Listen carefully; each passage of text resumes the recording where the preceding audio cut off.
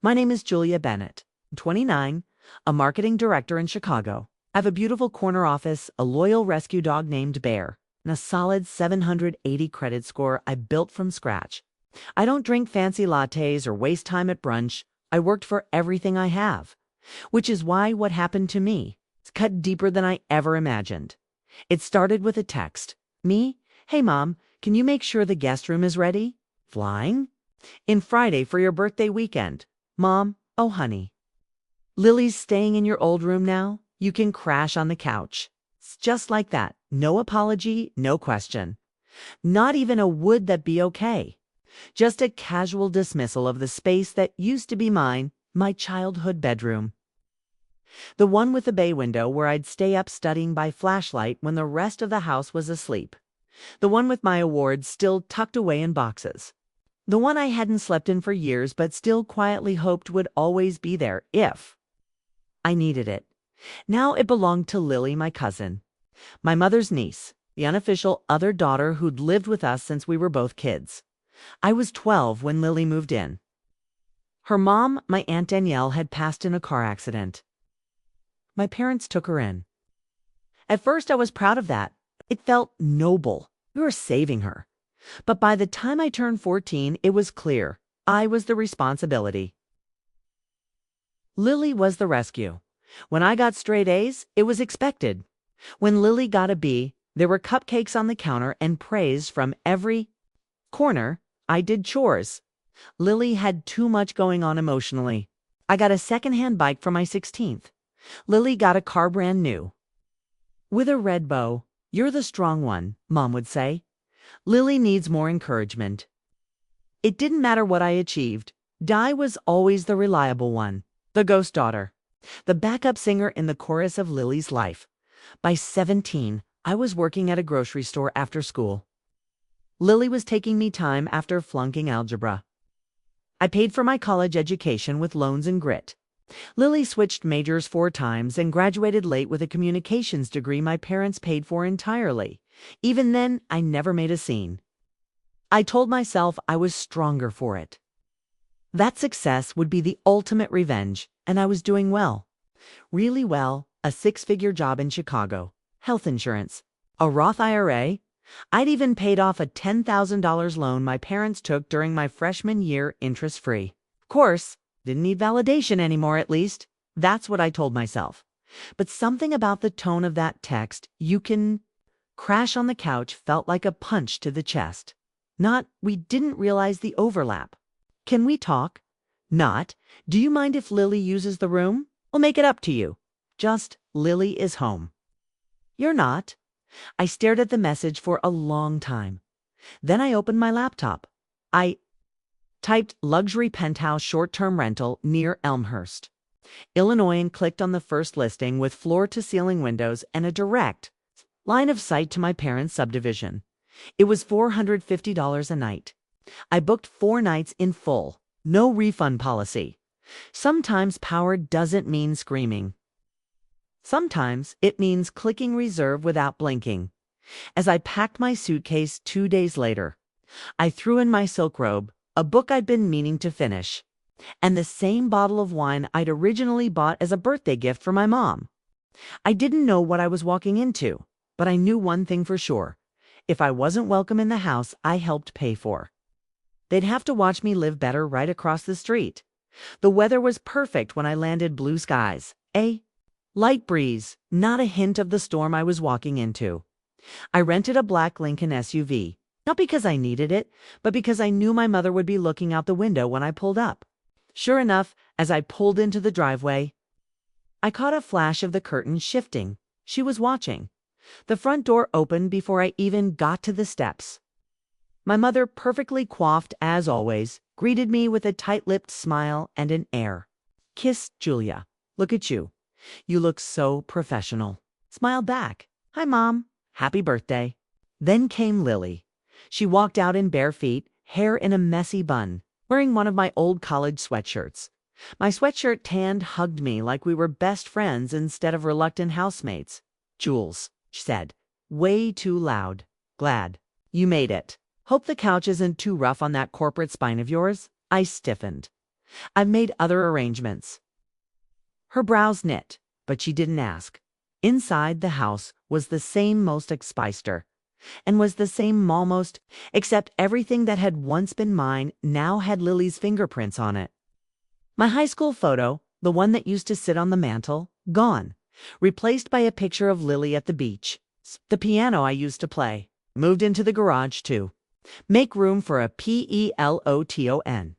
My father walked in from the kitchen with a beer in hand and clapped me on the shoulder. "Glad you're here, kiddo. Long time. You could have visited," I said without malice, just truth. He grunted. "You know, we've been busy, helping Lily get back on her feet and all." I nodded. It was always that. Helping Lily, we made it through dinner with forced laughter and awkward small talk. I tried to steer conversation toward neutral territory, my job. A new client account, the book I was reading, but every topic circled back to Lily, her wellness startup idea, her dream of creating a podcast about healing family systems, how she just needed one break to really launch. "You're so lucky to have everything figured out," Lily said between bites of quinoa salad. "Some of us had a rougher path." "Luck had nothing to do with it," I said calmly. "I worked." Silence. Then my mom smiled tightly. "We're just proud of both of you. Julia's done well and Lily's finally in a space to thrive." Lily gave me a glance across the table and added, "And thanks for not making a fuss about the room. I thought you might get weird about it." I set down my fork. "Oh, I didn't," I said, smiling sweetly. "I booked the penthouse across the street." Lily blinked. "Wait, you're staying?" "Where?" My father frowned. "The penthouse.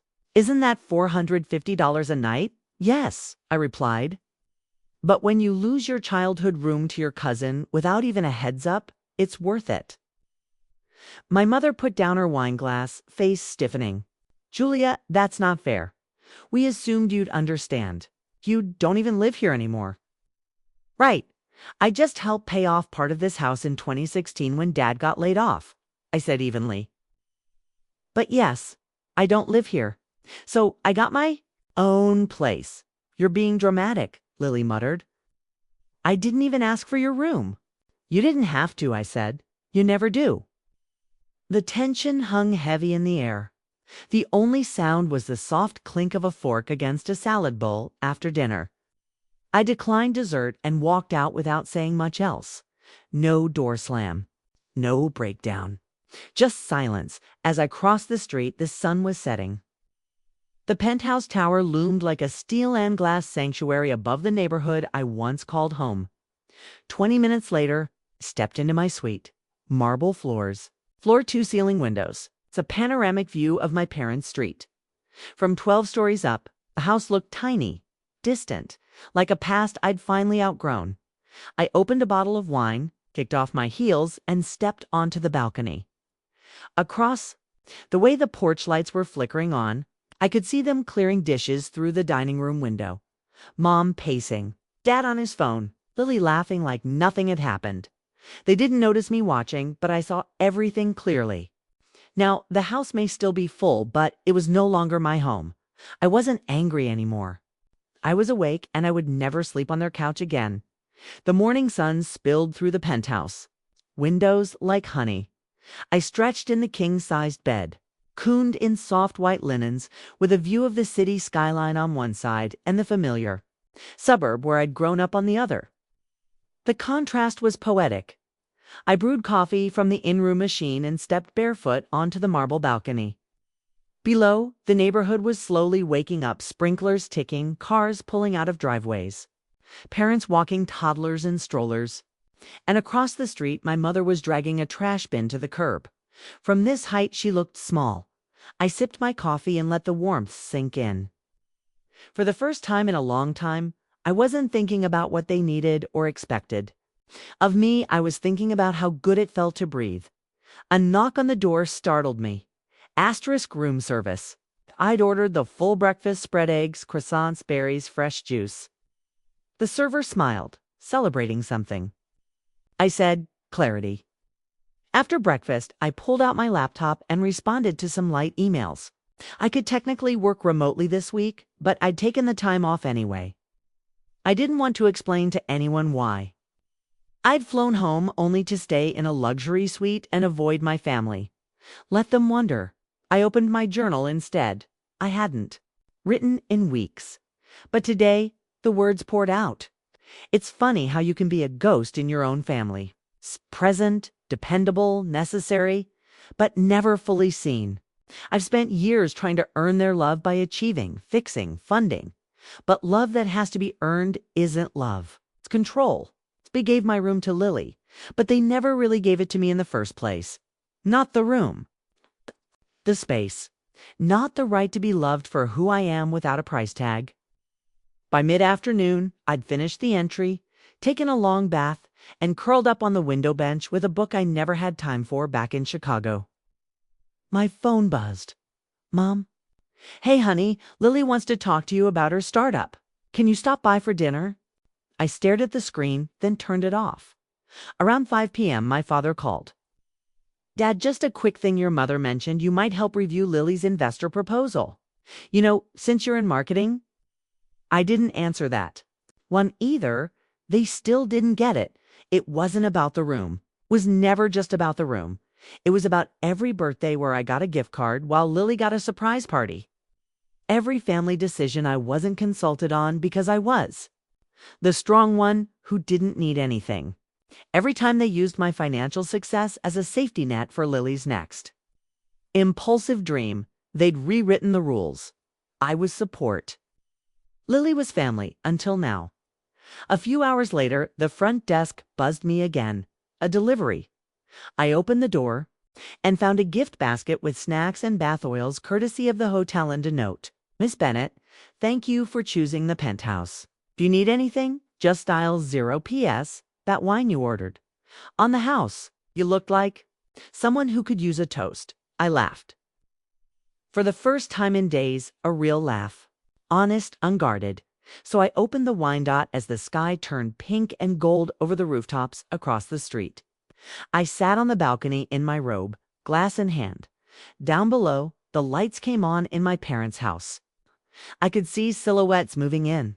The kitchen. They were probably setting the table for dinner. Maybe Lily was putting on her usual struggling but spirited act. Maybe they were talking about me. Maybe not. It didn't matter anymore. They had made their choice. And now, I was making mine. Let Lily have the guest room. Let them plan their dinners and dreams without me.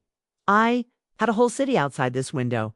My name wasn't tied to anyone's debt, anyone's crisis, or anyone's sense of obligation anymore.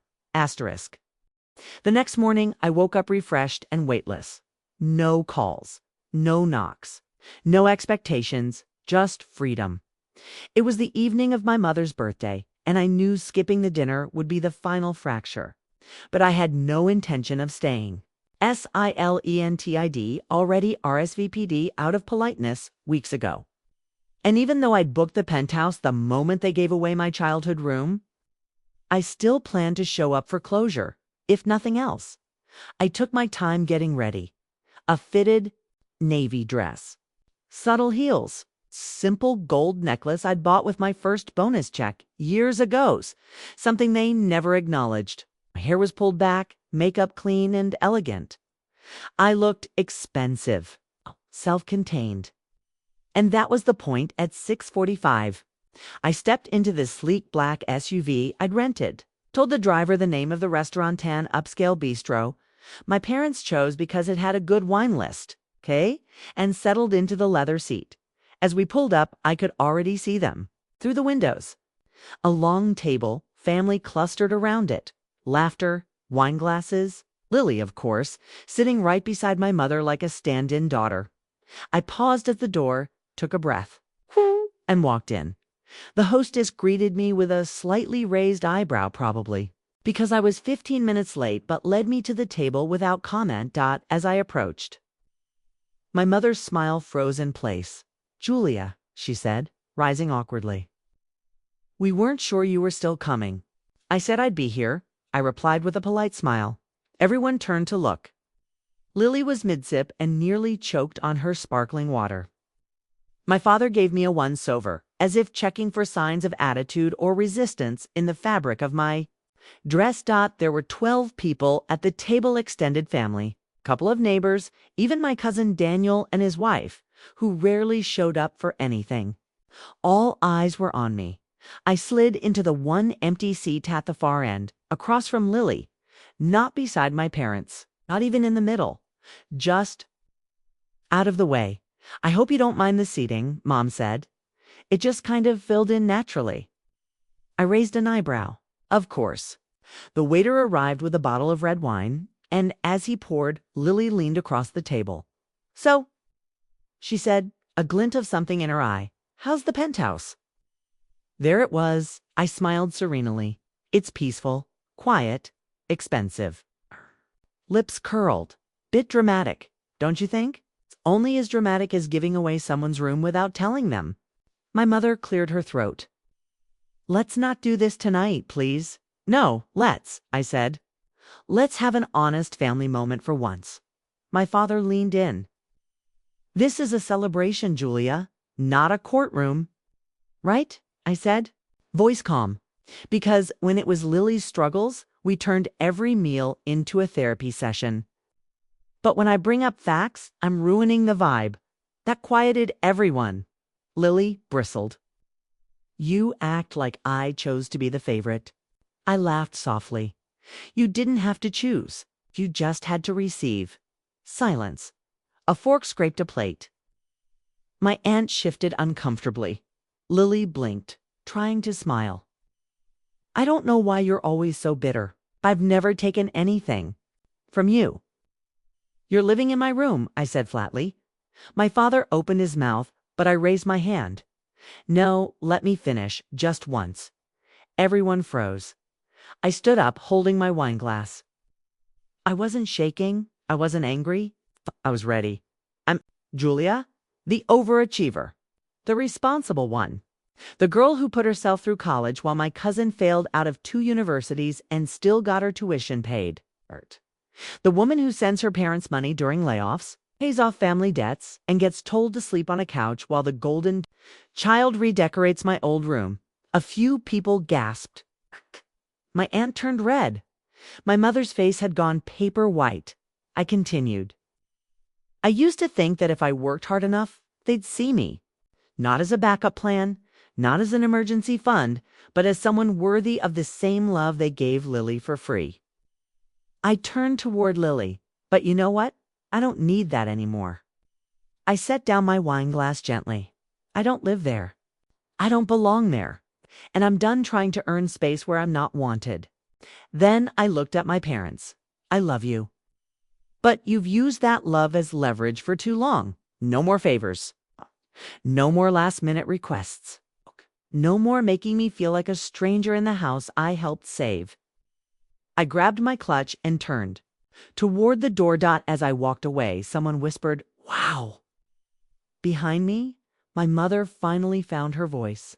"Julia, wait please. Don't go like this." I stopped and looked back just once. "This is the best I've ever gone," I said softly. For once, I'm walking out on my own terms. Outside, the cool evening air hit like freedom. I didn't cry. I didn't second guess. I just kept walking toward the car waiting for me at the curb. Back in the penthouse, I peeled off my dress, tied my hair up, and poured a fresh glass of wine. From the window, I could see the restaurant lights flickering as the party slowly wrapped up. People trickling out. A few turning to look across the street. They didn't know where I was, but I did. I was home 2 days past. 2 blissful days of 0 obligations, 0 fake smiles, and 0 couches. I extended my penthouse stay without hesitation.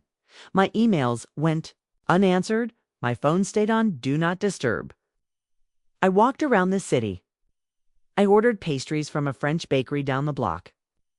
I even treated myself to an in-room massage, and for the first time in years, I felt like the version of myself I used to imagine as a teenager, calm, clean, composed, and, most importantly, unavailable to drama. But my family.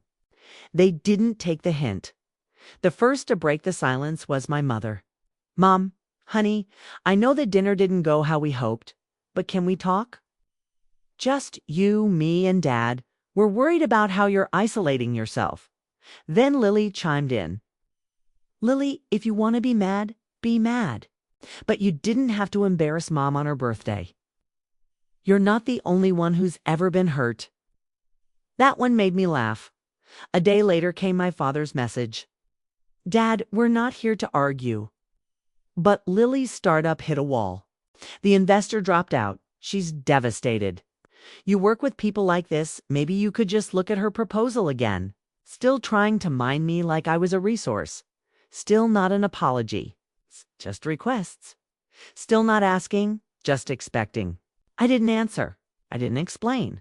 I didn't remind them that I had told them to their faces that I was done that night. There was a knock at the hotel lobby door. I was sipping tea in the cafe when the front desk manager approached with a cautious smile. Miss Bennett, there's someone downstairs asking to see you. My stomach twisted. Who? I asked. She lowered her voice. Your cousin. Miss Lily, she's not causing a scene. But she said it was urgent. I thought about sending her away. I thought about slipping out the back and pretending I'd never gotten the message. But I was tired of hiding. Tired of letting guilt write. My script dots, so I walked to the elevator, pressed the ground floor button, and waited for the doors to open. Lily stood there in the marble lobby in flip-flops and a denim jacket, clutching a wrinkled manila envelope. Her eyes were puffy, mascara streaked beneath them. She looked like she hadn't slept. Hey, she said quietly. Hi. There was an awkward pause. For a second, we were 17 again, passing each other in the hallway after another dinner. Where? I cleaned and she was comforted. I didn't know where else to go, she mumbled. I didn't think you'd answer texts. I didn't, I replied. She glanced up. Can we talk? I nodded once and led her to the side of the hotel. Cafe, where there were quiet booths under low lighting. No one else was near. Lily sat across from me, fidgeting with the envelope. I know you're angry, she began. No, I interrupted. I'm not angry anymore. I'm clear. That made her blink. What's that mean? It means I finally see this for what it is? Lily sighed. You think I've had it easy? But you don't know what it's like living your whole life being told you're not strong enough? That you're always someone's burden. That? You believed it. I said calmly. So you made it true. Her lips parted like she wanted to argue, but didn't. She looked away. I didn't ask them to put me in your room, she muttered.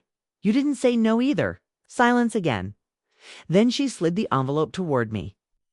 This is my proposal.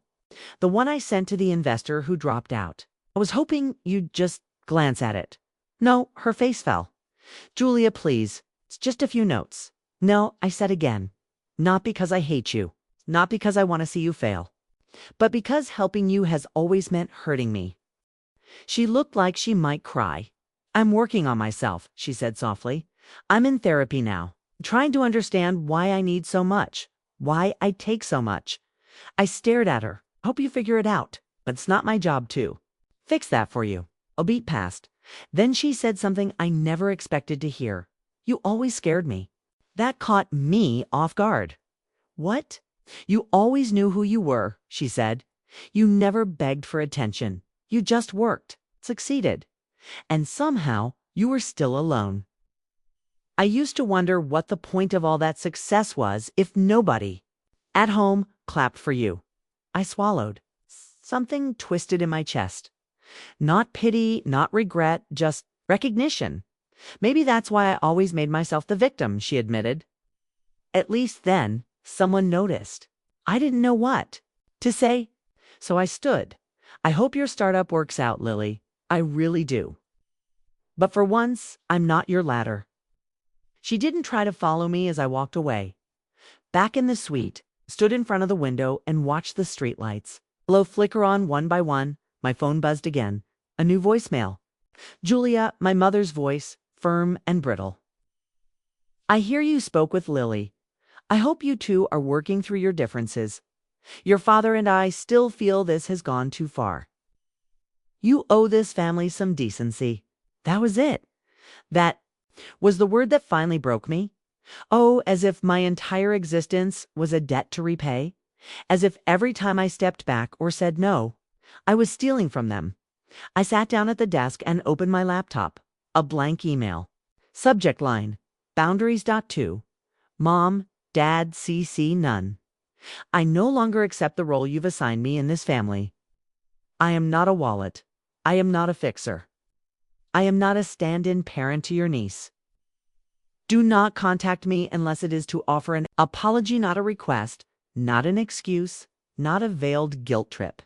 If you continue to harass me or involve me in Lily's financial life, I will seek legal recourse. This is not cruelty. It's clarity. And for the first time in my life, I will not be stepping back into silence. I hit send, then I powered off. My phone died the morning after I sent that email. The silence was thunderous. No new calls, no text explosions, no unexpected knocks at the door, just quiet. I sat by the penthouse window in my robe, sipping strong black coffee and watching the sleepy neighborhood below. A woman walked her golden retriever. A jogger passed. A little boy rode his bike in the cul-de-sac where I used to scrape my knees. Across the street, the Bennett's curtains remained shut. The fortress had closed, and for once I felt nothing but peace. I spent the afternoon walking the lakefront, letting the wind clear whatever was left inside me. I thought of all the versions of myself that had lived in that house. The daughter who tried too hard, the sister Bittyfault who bit her tongue, the grown woman who still brought wine to family dinners just to feel included. They were all gone now, all part of the view. That evening, just as the sun dropped behind the skyline, I got a call from an unknown number. I almost ignored it. Something made me answer. Julia. A quiet voice said, "It's Grandma Jean, my father's mother. The one person in our family tree who always knew when something had cracked." "Hi, Grandma," I said softly, surprised. I heard what happened. Of course she had. In our family, news traveled faster than truth. "I just wanted to say," she continued, "I'm sorry you had to deal with that. And I'm proud of you for standing your ground. It takes guts to walk away from people who raised you." My throat tightened. "I'm okay," I managed. "No, you're not," she said. "But you will be. And Julia, not everyone deserves front row seats to your life, especially the ones who only showed up to direct the show." Blinked back tears. "Thank you, Grandma. You've always been the oak," she said. They just didn't know what to do with a tree that didn't bend. When we hung up, I sat there for a long time. Her words sank deep, somewhere quiet and untouched. Somewhere I hadn't dared protect before. They didn't know what to do with a tree that didn't bend, but I did. The next morning, I checked out of the penthouse. The concierge handed me the final bill along with a handwritten card from the front desk manager. "We hope you found rest, peace, and power during your stay. You deserve all three. Come back anytime, Miss Bennett." I smiled, tucking the note into my bag like a souvenir dot. As I waited for the car service, I looked one last time across the street. The house was still, no movement, no waving hands, no attempts at reconciliation, just bricks and windows. I climbed into the car and said, "Back to the city, please." The driver nodded and we pulled away. The farther we drove, the lighter I felt. I wasn't running away, wasn't burning bridges in anger. I was just moving on. 6 months later, the fall leaves were beginning to crisp in Chicago. New apartment bought with my own money, under my own name, had big windows, polished wood floors, and a balcony that overlooked the river. Asterisk. The second bedroom had become my home office and sanctuary. My emergency fund was intact. My boundaries were stronger. And my inbox mercifully was free of family crises. I was still in therapy, still learning how to stop saying yes when I meant maybe, still unlearning the guilt that came with self-preservation. But I was healing. One afternoon, got a letter in the mail, no return address. Inside was a check. a literal check for $1,200 and a note. Julia, I cashed out the GoFundMe. It felt wrong keeping it. No strings, no guilt, no sarcasm. I don't expect this to fix anything. But maybe it can say what I couldn't before. I'm sorry. Lily, I stared at the letter for a long time. Then I walked it over to my shredder and fed it in gently, without bitterness. I didn't need repayment, I needed peace, and I finally had it. A year later, I was speaking at a women's leadership conference when someone approached me after the session. She looked nervous, maybe in her early 30s, holding a conference notebook tightly against her chest. "Hi," she said, "your talk about emotional boundaries in the workplace." It really hit me. I smiled. "I'm so glad." She hesitated. "My brother's always taken from me. Money, time, opportunities. My parents say it's just family. That I shouldn't be so cold." I tilted my head. Cold isn't the opposite of kind. It's the opposite of burned out. Her eyes welled. "Can I ask? How did you stop feeling guilty?" I gave her the only honest answer I had.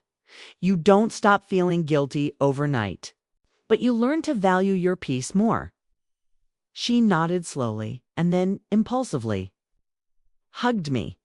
That hug stayed with me for days, not because it was dramatic, but because it reminded me that breaking free had a purpose. My story, my pain, was helping others find their own way out. I never moved back into that house. I never made things right in the way people hoped I would. But I did something better. I made peace with the version of myself that used to live there. The girl who thought love had to be earned. The woman who believed her worth was tied to how useful she was to others. And I let her go now. When I walk by the windows of other homes, I don't wonder what their families are like. I don't compare, don't ache, because my home isn't just a place. It's a boundary. It's a truth. It's a choice. And I choose me every single time. Have you ever been treated like a ghost in your own family? If this story moved you, leave a comment below. And don't forget to subscribe for more real-life dramas that remind you you are not selfish for protecting your peace. Asterisk.